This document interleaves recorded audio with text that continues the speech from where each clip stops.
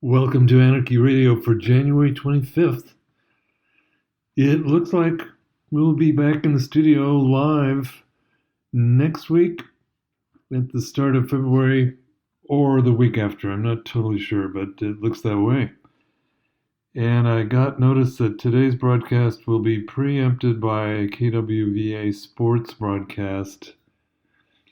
We get that message with apologies. It would have been nice to know that last week. Could have let people know to go to channel 2 for the local radio signal, 88.1 FM.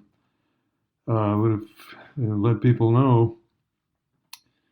Anyway, that happens from time to time. We don't get word and can't give you the heads up before it's too late. But sometimes I think a few people know that if they tune their radio to pick it up Tuesday night and there's nothing there, or there's sports going on there, they would know to go to channel 2. I hope many people do know that. Well, lots to get to, lots of interesting stuff. It looks like the latest variant of the COVID is starting to drop. It's dropping in the east part of the country.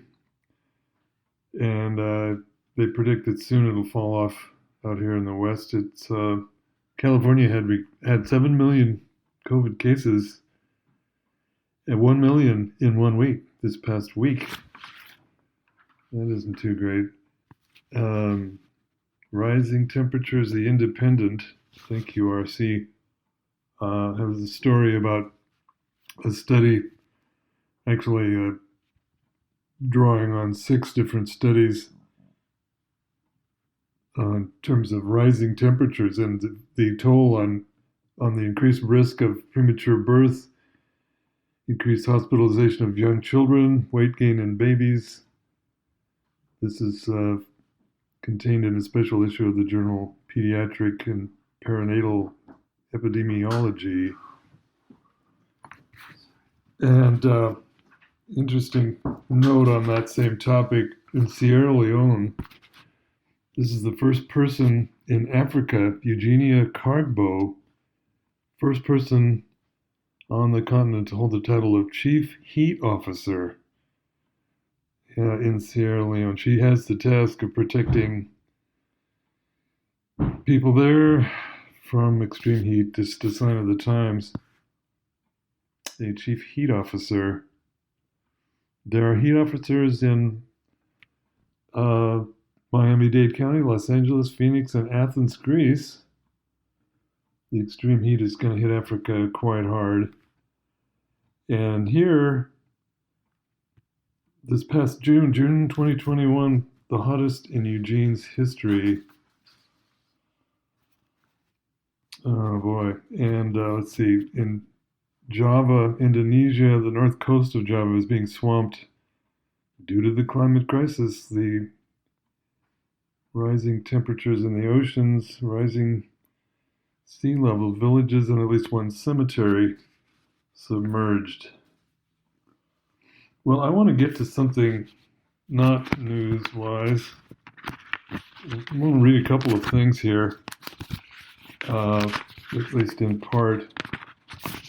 I have the pleasure of having seen a PDF of Mark Seeley's new book. This is really exciting.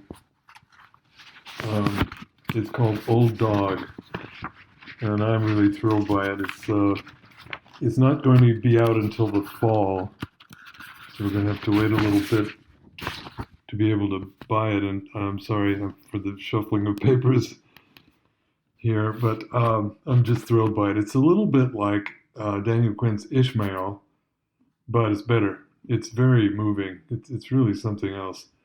And a good part of it is from the perspective of a dog. And it's really quite remarkable. It's a touching book. It's Seeley just he gets into the whole topic of domestication very seriously. Beautifully written thing. And the publisher is in Eugene here, so that's kind of nice. They used to help us out with books to prisoners. And it's kind of a spiritually oriented publishing house. Gonna have to wait till fall though. Um, I'm gonna read a little bit from it, give you a little bit of a taste. This is from fairly early on in the book. Just over a year ago, Old Dog was incarcerated at the local pound, confined inside a narrow chain link pen with a cold and damp cement floor. The sign on the outside of the building said Valley Animal Shelter, but because the pound still used a low-tech form of carbon monoxide euthanasia, and because the vast majority of animals that came through its doors left as corpses, the word shelter was a cruel misnomer. To inspire a sense of urgency in visitors thinking of adopting a pet, the pound used a primitive system of colored dot stickers to indicate how close each animal was to their scheduled execution day. Newly arrived dogs got a blue sticker on the right margin of the information card affixed to the front of their confinement cell. A couple of days later, a yellow sticker was added. 1 or 2 days after that, a red sticker. The red sticker was the last one before the animal was taken to the small, concrete-walled room at the back of the building, the room with an industrial fan in the ceiling and a door that sealed tightly and a pipe that ran through the back wall to the outside. One afternoon each week, all of the animals with red stickers were taken into the room. The larger dogs were anesthetized first and sealed behind the door. Then a thick hose was fitted between the pipe sticking through the wall outside and the tailpipe of an old flatbed truck parked next to the building. It took only a few minutes for the exhaust to reach lethal density inside. With the exception of holidays, this happened like clockwork every Thursday. On Tuesday, the day that Old Dog earned his red dot, the writer stepped into the pound on a whim. Well, maybe not entirely whim. His daughter had been pestering him to get a dog ever since she read that dog owners tended to be happier and healthier and to live longer. Something about Old Dog's calm demeanor and intelligent gaze tugged at a primal part of the writer's psyche and wouldn't let go. Old Dog felt the connection too, and for the first time since his recent capture, a sensation something like hopefulness began to germinate. If I had room in my life for a dog, the writer started to say. Then he promptly left, taking Old Dog's unripe hope with him. Old Dog understood his situation in ways that none of the other animals in the cages around him could. He was, as we have already established, not an ordinary dog. Over the years, he had become proficient at reading human-built environments. That was the key to understanding humans. No need to map their subtle psychological landscape or classify the vagaries of their continually shifting temperaments. Humans are not driven from the inside out, and certainly not in the free will sense in which they like to think about themselves. Their behavior is tightly and perpetually molded to the external structures they inhabit, the physical and social structures they have created specifically for themselves. Humans are entirely under the control of their own technologies of containment, and if you want to understand human behavior, all you have to do is learn to see what it is that these technologies are designed to encourage, prevent, restrict, redirect, and contain. Human behavior is a mechanical inevitability, not even rising to the level of an afterthought. If you want to understand humans, simply learn to construe the purposes behind their artificial worlds. He knew that it wasn't always this way with humans. He knew that humans hadn't always been prisoners of their own technology. All right, that's from pages 4 and 5 of Old Dog. Wow, I'm just thrilled to, and I already sent over an endorsement, also known as a blurb, to try to help the book along and get out there. Very nice development.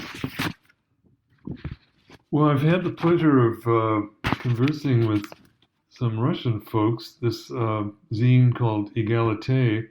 It sounds French, I know, but this is a Russian language thing earlier this month.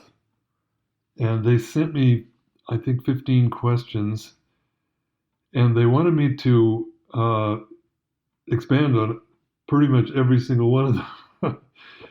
And they said, we want to give people, help people who don't know what anarcho-primitivism or green anarchy is. Uh, Not everyone knows.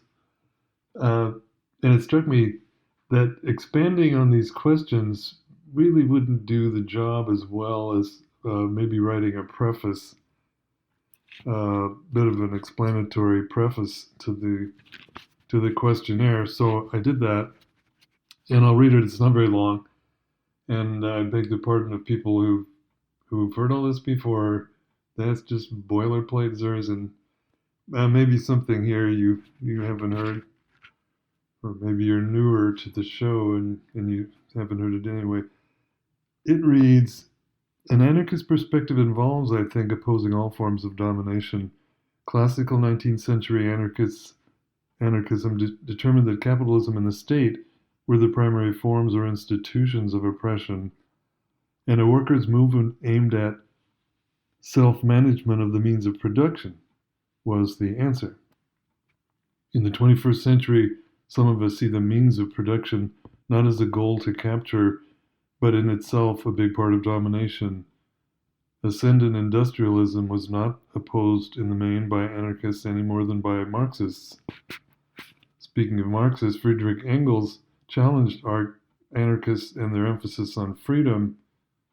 I'm paraphrasing, but it's pretty much word for word. You walk into the factory, where is your freedom then? The question remains. Today, technology in general has overwhelmed the planet with ever greater levels of estrangement, for example, the Metaverse, not to mention progressive ruin everywhere. Civilization is an even deeper form of domination, its crisis on offer for all to see. Every civilization that has existed has failed, and the only one left is grandly failing on every level. One global, totalizing, integrated system that is visibly on a death spiral under the sign of technology and capital. Thus, we have anarcho-primitivism, also known as green anarchy, and the conclusion that if the future isn't somehow primitive, there will be no future. All right. Yeah, I'm gonna speaking of the metaverse, I'm gonna get back to that whole thing, and I had a fun conversation with Steve over at Oak, and he turned me on to something that I hadn't seen, namely the promo for Metaverse. It's this well produced, well, let's call it a production number, of course, kind of cheesy. And the main thrust of it, this big pitch, um, Zuckerberg and others promoting the coming of the Metaverse experience. It's all about experiences. You'll have all these experiences, new experiences. Just what one doesn't get from a merger of the digital and the virtual. Pretty astounding. I know I've shown my disbelief at these claims and promises of this uh, metaverse. It sure does kind of clobber me. And the question is, are people going to buy it? Are they that estranged or alienated that, sometimes you can have a situation where people just don't see any other alternative. They're not necessarily in love with it, but, well, what else is on offer? And that's, of course, the challenge for us. And speaking of Oak, that's still rolling along. Layout has been underway for a little while. Little matter of funding. But, and speaking of Mark Seeley and his wonderful old dog, you may have, if you have any acquaintance with Oak Journal, you've seen his work there. Maybe already turned on to what he's up to. Okay, let's see. Some of the big midweek news was that Activision Blizzard is being bought by Microsoft for about 70 billion. Big gaming outfit to enhance Microsoft's role in the metaverse, fully immersive life, if you can call it life, is the goal. Again, the virtual and the digital combine to offer everything or nothing. Denuded, empty, barren world where there's nothing outside of technology, the technological society, and really nothing else. Pretty much nothing else. And then, again, that could raise that question. Well, if there's nothing else, that's what we got. All right, let's check it out. Let's go for it. That's a sad surrender if that's it's an option though, obviously. So Microsoft grabbing up Activision, not only shaking up the gaming deal, but again it advances metaverse ambitions. And yeah, more and more on this. And I've mentioned that some cities, some urban governments around the world have already bought into doing things in the metaverse, offering their services in that not only digital but virtual dimension. And here's a piece from last Thursday's New York Times, the 20th, a time for playing dress up in the metaverse, virtual fashion makeovers. And again, it's all about experiences, more new experiences. Uh, you get to be anybody you want. It isn't just dressing up your avatar. Well, it is just, that's all it is. But, trying to sell the idea that that's you, now we've really taken that step. Yeah, the worlds of gaming, virtual toys, fashion, real life, social media have been colliding for some time, according to this article a few days ago. Merging, that is indistinguishable. Well, that's the idea, obviously. Um, and there's some, obviously, there are people that are not quite gulled into that. Alan Lightman writes in the Atlantic about a week ago. This is no way to be human, the name of his piece. Namely, we now occupy a nearly natureless world. Whereas we were close to nature our first 99% of the time of human species, we're now at war with our ancestral lives. The world is the screen. But the template here, and thank you, Mark, for the discussion on this a little bit. These things are so almost inevitably the same in terms of the structure. Get to the end, and Lightman says, well, the answer is being mindful. Being mindful, as if you create your own reality. Technology won't stop or even slow down, he writes. So, yeah, you can't do nothing about it. But be mindful. What does mindful mean if it doesn't contend with reality and what it's posing? That's just an empty mindlessness. It sounds like more like. I mean, yeah, meditation, every sort of technique may be helpful, may be a healthy thing to do, but it's not healthy to just throw up your hands and say, technology won't stop or even slow down. Well, there's the death sentence. But be mindful. That's just creepy and stupid.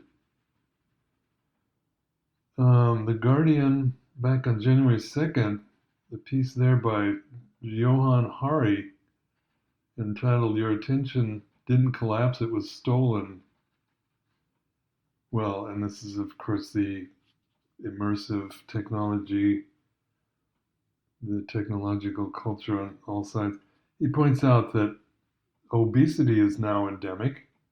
He compares really the obesity thing with the technological ambience. He points out that 50 years ago there was very little obesity, very little high tech stuff either, depending on how you define high tech, I guess. But um, and the recipe, his bottom line is to take on the forces stealing our focus, our attention span. So yeah, there's another piece. Similarly, stolen focus, why you can't pay attention. Yeah. Well, what does it mean to take on the forces stealing our focus? That can only mean take on the technology in a literal sense, a physical sense, or you're left with this empty mindfulness mantra. I appreciate it, RC. Thank you for your help there. And there was an interesting piece also last week, New York Times, Thursday the 20th. How stricken Facebook is with errors, all kinds of miscues and false statements. But the point of the piece, it's too big, too important to do anything about it. Too big to fail kind of thing. Wow, now that there's nothing but Facebook and maybe Meta, well, if that's all there is, what can you do? I mean, well, the answer is obvious. You get rid of it. But, in the context of prevailing, reigning institutions, yeah, there are some that are too big to fail that implicate the failure of the entire thing, which, of course, is there you are left with the answer, left with the conclusion. Well, I've been mentioning this 5G thing vis-a-vis airport security or airline security. More on that. It's just kind of a never-ending thing. NBC had a story last week by Chantal de Silva that the aviation industry, just reading a little bit, faces catastrophic disruption from the rollout of a new 5G service. Airline leaders have warned, and again, this involves software, but is in effect an altimeter telling people flying the jetliner how far from the ground are you. Of course, you have to have the technology to tell you that, and if 5G, stronger and stronger installations near airports, 5G can very decisively interrupt the functioning of the controls of a plane. And this has been heating up for a while. First of all, the telecommunications giants AT&T and Verizon just said, no thanks. Nope, I'm not going to do it. Not going to rein that in a little bit, especially around airports. But it's gotten to the point where the feds have stepped in more, and there was a 2-week delay granted, if you recall, and now they're finally realizing this is pretty damn serious. And then there's the whole context at the moment of these widespread flight cancellations due to worries about COVID and also winter storms, also other factors. But yeah, airlines warning that the 5G signals risk interfering with safety equipment pilots rely on to take off and land, especially in bad weather. And some people are doing something about it in a direct way, burning these cell phone towers that push the 5G development.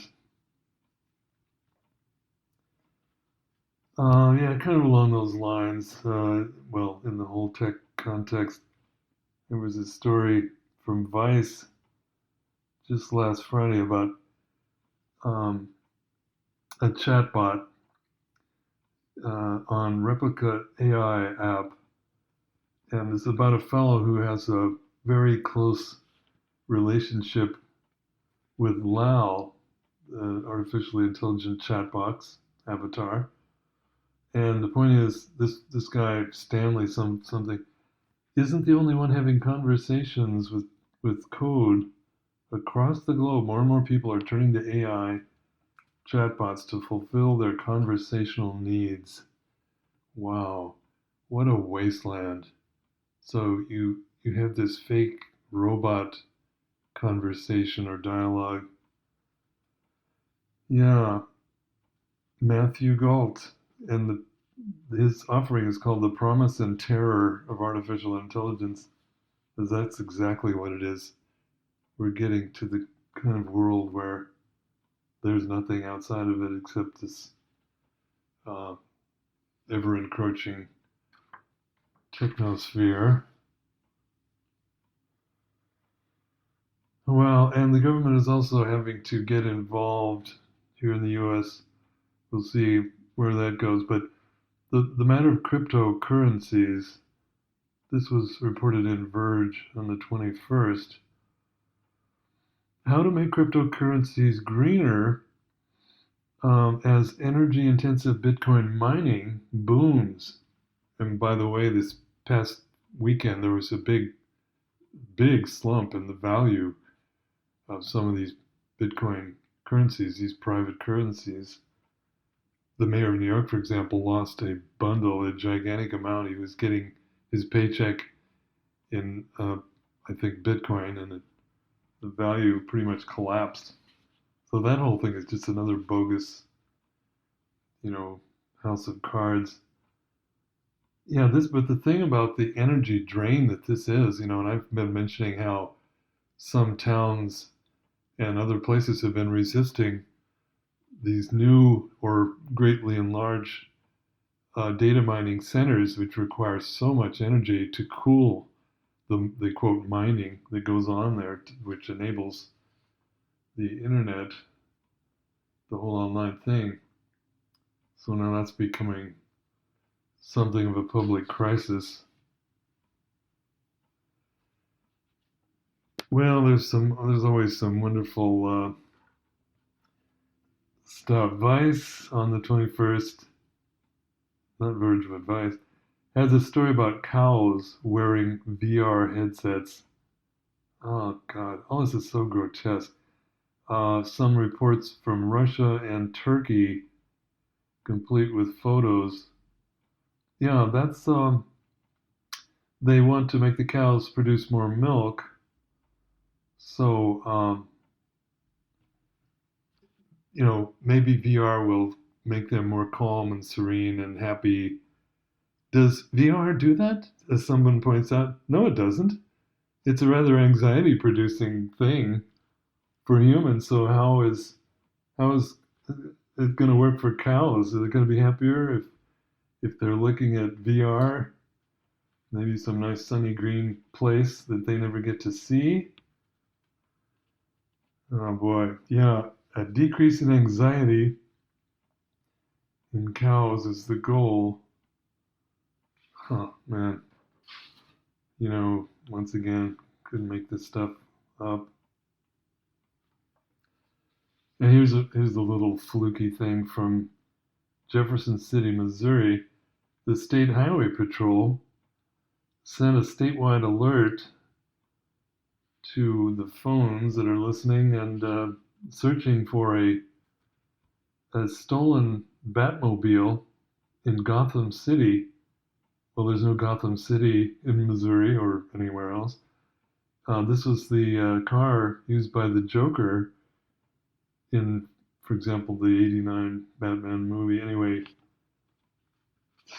talk about the nutty stuff. Well, they corrected it and sent out another alert telling them to disregard that message. Well, here's a little more serious one. A piece. Actually, this is from Wired by Kelly Clancy. When mind melds with machine, who's in control? And it's a kind of odd, very odd kind of mixed thing. It starts out by saying brain-computer interfaces are getting better all the time. They're about to land us in a philosophical quagmire, though. brain-computer interface getting better. Yeah, in a Frankensteinian sense, better. And you're talking about, in passing, there's a beautiful utopian impulse here. This could help people out, by having their brain interface with the computer. But it does bring up something which kind of goes against that. Let me just read from the very last part of this piece. While I'm still hopeful, and this is Kelly Clancy again, while I'm still hopeful about what brain-machine interfaces will be able to do for people with impaired motor function, for example, we should acknowledge where good intentions might be obfuscating a potential ethical catastrophe. We've got to reckon with the implications of agency and privacy as they pertain to AI today before they're interfaced with our bodies and minds. We're being promised new avenues of human control when it is precisely control we'd be ceding in what could be the largest deprivation of thought since the invention of language. Wow. And that's from Wired. They play it out of both sides of their mouth to some degree. They'll let in some critical questioning here and there.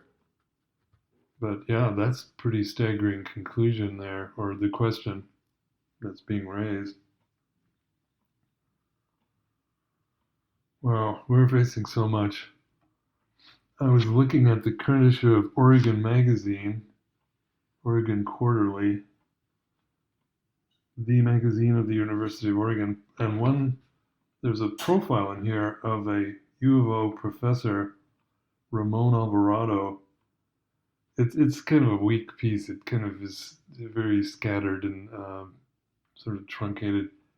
But the point is, he is a professor of philosophy, and his thing is data science. So now you get the melding of philosophy and data. Thinking and data meld with this guy. He looks like a nice guy, but this is just, yeah, it's all about data. It's all about the technology. And the fears. How could there not be fears? But, he sort of poo-poos that. He says, or he's quoted in the piece, a magician is not afraid of magic because they know the trick. But 99.9% of us have no role in building these vastly powerful computational systems, so we fear the machine in the same way our ancestors feared magic or natural disaster. There's an element of wonder in our anxiety. We'll overcome that. It's pretty much, people were superstitious, they didn't know anything, and, data prevails, and maybe we can call it philosophy for that matter. Oh boy. All right, well, let's get to some somewhat interesting news stuff here in terms of what's been going on and what's being thought and presented. Catherine showed me this initially, what's been going on just in Los Angeles, just northeast of downtown, Lincoln Park, Boyle Heights area, the great train robbery, how very big the looting of trains is, the pilfering of trains, just all this stuff just pulled off of trains, and they have pictures of miles of litter of people tearing apart the cargo on various trains. Yeah, looters are striking. That's a form of resistance, obviously. Backwoods, more rumor about backwoods. It's once again somebody's saying it's going to the printer soon. I think it's way more than 2 years past their prediction date. And apparently Bellamy, a main person there, is working hard on his PhD in psychology. I think one or two others involved in that have gotten off into grad school stuff. So we'll see. Always interesting. I was telling these folks at Egalite, they asked, what are the periodicals that are primitivists, and I mentioned oak and backwoods. So I hope it finally comes out. It's promised to be a whopper. It's been growing over the years that it's been late. Well, I found out over the weekend my debate with the SpaceX guy, the Elon Musk guy, will probably be hosted at Non Sequitur. Non Sequitur is a podcast which tries to highlight bold ideas, and that sounds like soon, but I don't have the details. I don't know when, but that's, they've been trying to find the platform for this debate, and Jonathan looking for, kind of the maximum size platform to, you know, get out there to more people. I'm looking forward to that. Well, what else is going on? Well, it seems like it's still, or maybe even more so, open season on cops. Friday night, two NYPD officers were gunned down. One fatally, the other one is on life support in critical condition. And Saturday night, Sunday morning in Houston, in the Houston area, a deputy sheriff was shot and killed during a traffic stop. Yeah, people, I think, probably getting tired of being murdered by the pigs. Oh, here's a little story about this recent EZLN foray in Europe. They did a speaking tour. I think over 100 of them from the EZLN from G-Office. And I don't want to just beat on this all the time, but it's whatever happened to the initial indigenous aspect of this. Now they talk in totally leftist terms, and in fact, in sort of strikingly, to me, manipulative terms. What they tout is obedient government, that they govern in obedience. I mean, just talk about your electioneering hot air. Their principles. In fact, they have hierarchies, but they're made transparent and open to criticism, so that they act in the interests of the grassroots. I mean, how could that not be applied to the rhetoric of communist parties? We listen to the masses, we govern according to the will of the people, or, that's a lot of crap. Yeah, listen, we proactively approach the grassroots to hear what it needs. Man, they've come a long way in a leftist authoritarian direction, it must be said. Even though there's just a thundering silence about Zapatista, they're still held up according to the initial promise. And now, in 2021, just look what it's become. You got to learn from that. You got to learn from that. Otherwise, people just repeat the same stupid stuff. They fall for the same stuff, and without being able to think critically, no matter where it comes from. Oh, well, let's see. January 2nd, near Würzburg, Germany, people set fire to a large relay antenna, lighting up the forest with its flames. Yeah. Speaking of 5G and the encroaching techno-sphere, yeah, it's written. I think this is Act for Freedom Now, a very punchy, funny communique type report. But that was 3:50 in the morning of January 2nd. A nice bit of focused arson. And the struggle in Atlanta to preserve the big Atlanta forest, which I understand is one of the biggest urban forests anywhere. This is all about the effort to put in a new police training facility and a movie studio. Man, this has been going on, and it's been cranked up even more lately because on January 18th, people gathered to stop the destruction of that forest. under the call of not one blade of grass. They they marched the construction workers out of the forest and then attacked the machinery, which was scheduled to buzz down the forest. The machinery attacked, leaving broken windows and mangled machinery entrails. The group escaped with 0 arrests. Some inspiring stuff there going on in Atlanta. Well, I think that'll be it for now. I really do look forward to having the phone line and a live show very soon, and the incoming details on some of these other things I want to share with you as soon as possible. Thanks for listening. Be well out there.